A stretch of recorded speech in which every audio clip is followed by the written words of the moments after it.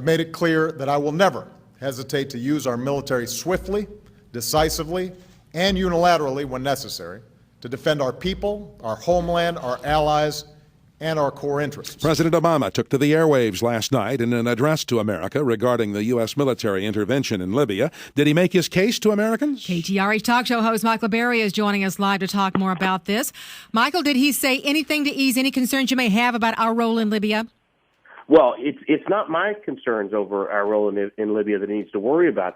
Interestingly, he has greater support amongst Republicans and conservatives than he does his base, and it's the far left, the anti-war crowd that brought him to power that's still going to have concerns. And I heard a president who was confused and uncertain talking to his base, and I don't think he made a very good case. I was going to say, he sounded a little bit angry and defensive.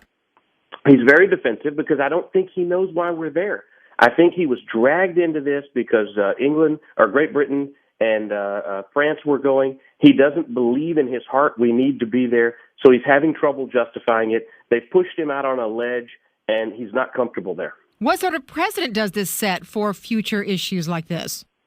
Well, I don't know that it sets any negative precedent. The president needs to be able to respond quickly. The War Powers Act gives you 60 days to act. The question is, why are we there? I mean, a lot of people that just like dropping bombs think it's great that we're there. Are we there on a humanitarian mission? That's what he said. I don't believe we are. There are a lot better cases for humanitarian missions. We're there because there are 2 million barrels of oil a day, and that's okay, but say that. What would it have said if we weren't there, though, Michael? I don't think it would say anything.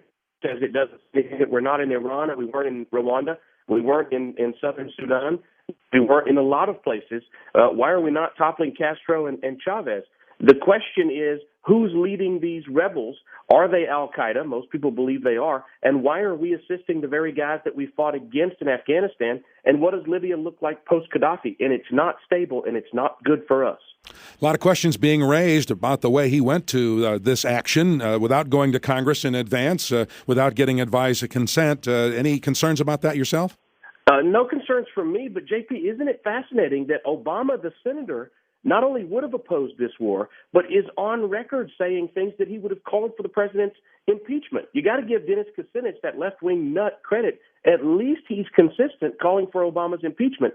This almost certainly means that the president is going to have an opponent in his Democratic primary in 2012. And for a president that's already struggling, that's going to be very difficult for him. The far left of his party is quite angry with him. There was a guarantee of no ground troops. How confident are you of that?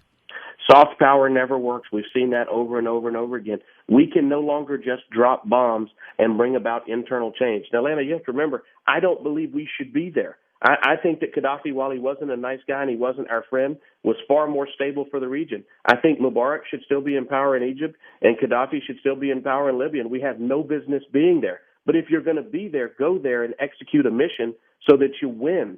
And we're not setting ourselves up to win. We're dropping bombs. He's already beat back the rebels. He has almost total control over his own country. Appreciate taking the time to talk with us, Michael. Thank you, JP. Thank you, Lana. KTRH Talk Show host Michael Berry there. Of course, you can hear the Michael Berry Show every weekday afternoon beginning at 5 p.m. right here on KTRH.